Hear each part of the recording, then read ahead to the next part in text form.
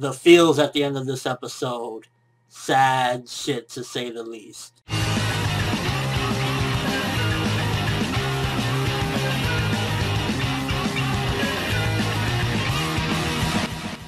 So this episode I kind of divided into a couple different parts because it starts off and we're still in the fight against Tsukiyama, and oh my gosh, Touka, why are you so bad, Touka? Like, Touka's ability, she fucking has these beautiful wings, and I like how it also plays off of her inner, I guess you could say, sort of self-hatred, where she can't see that she's actually beautiful, and when Kimi tells her, you look beautiful, it just makes her go into a state of shock and leave. And I think that just fits so well, that she looks so beautiful, and yet it's ironic as to how she feels. She feels that she's just a monster. I think one of the things about Touka is she probably doesn't like being a ghoul. She probably hates the fact that she's a ghoul, especially with that relationship that she has with that friend. It kind of makes her really just want to be human really badly. So it definitely was a very interesting thing. Not only was it epic as fuck, and I was just like, oh my fucking god, Touka for the win, but it also plays into a very interesting, deep, and psychological effect on her as well. So the beginning of this episode, very fast-paced yet again. Like, I'm not even going to keep being redundant with it at this point. I will just basically say it once in the video, and that's it, because I don't want to keep on going into each and everything.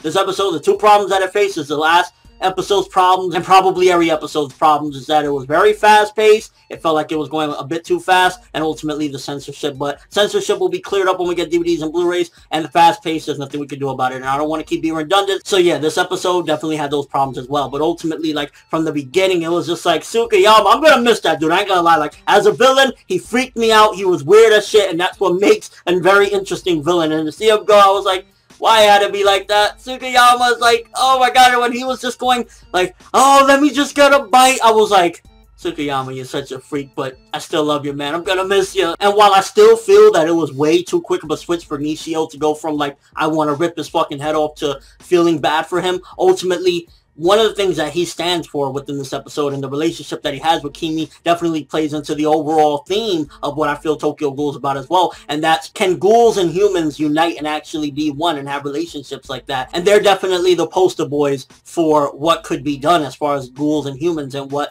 they could ultimately achieve at some given point. So definitely a lot of symbolism and a lot of things that happened in this episode I felt like overall was symbolic to things of the theme of this series and just ultimately the division between humans. And a lot of times, to be honest with you, it's very simple. It's not even, you know, if you take out the supernatural stuff, the fantasy stuff of all their humans and their ghouls, ultimately a lot of times people are just scared of the unknown, and that's why the humans feel they need to get rid of the ghouls. Of course, the ghouls, don't get me wrong. If they can get rid of the BS of having to eat people that are alive and attacking them, like similar to what Kaneki and his group do, they don't actually attack live humans. They get like people that committed suicide, which is still, I mean, at the end of the day, it's not right to eat someone's dead body, especially if they have loved ones. But ultimately, if they can get to the point where they don't need to eat live humans, then maybe humans can at some given point be, you know, one with the ghouls, and they can live in harmony and all that peaceful shit. But I definitely say that this episode had a lot of symbolism regarding that, the first half anyway. And then now having Nishio on the side of the good, again, it just feels so weird. It's like, I just hated you 2 episodes ago,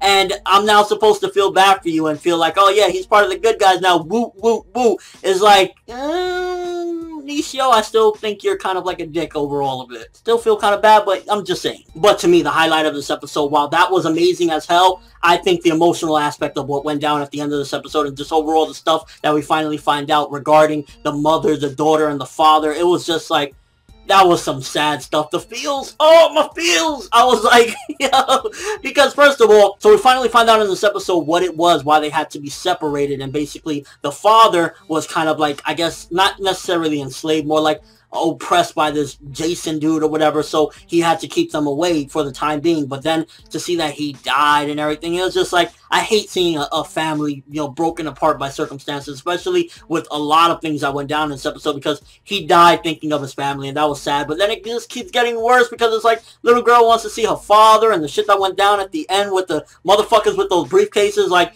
something very interesting with them, though. You could definitely tell that those briefcases, the things that are inside them and shit like that, and their tools and everything that they're using, it definitely has something to do with ghouls. I believe that what it is basically they're dissecting the ghouls and taking all their weaponry and making weapons out of them, and that's how they're fighting. And that's probably why the little girl was like, I smell daddy, because they probably either already made a weapon of him. It could be that she just smelled that, you know, they just killed him not that long ago, so maybe they have the blood of him on them or something, but it could be that they already turned him into a weapon, which in that case is like, you sick motherfuckers. It's like, this is a classic case, and it reminds me of a series like Shiki. It's like, who are the monsters? The fucking actual zombies and vampires, or humanity? When humanity can be this fucked up, like they're just slaughtering families, not giving a fuck about any feelings, you gotta take into consideration, like, yeah, maybe the fucking people, the ghouls, are actually the good guys in this scenario, because not all ghouls are the same, and that's one of the things that they need to further investigate as well. Not every ghoul is going to be the same. Not every ghoul is wanting to kill humans, but they're just on some let's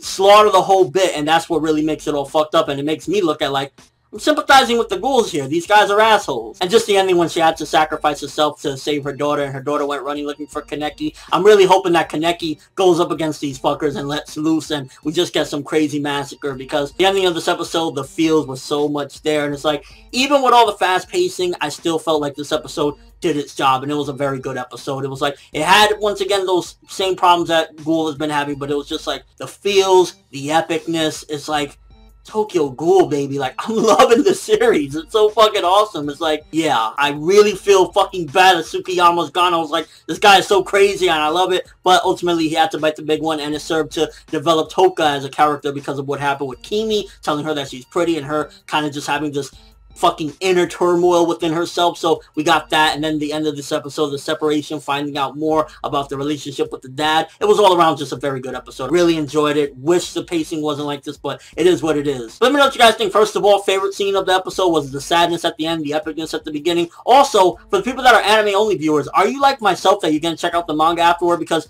I am 100% sure once this anime ends, I'm going back and I'm reading the manga from the beginning so I can actually get all the context of what's going on, because I've been just hearing so many different things of they're skipping, they're going back and forth, and I'm just looking forward to seeing this in its truest form. But are you going to do the same? Just your overall thoughts of this episode. It was like, my feels, I can't take it, mate. But that's all I have for this review. Thanks for watching. Hope you enjoyed it. If you liked anything I had to say or enjoyed the video, drop me a like. I'd greatly appreciate it. And if you haven't subscribed, you can do so as well. That'd be awesome. I'm ForneverWorld, and as always, people, have an awesome day.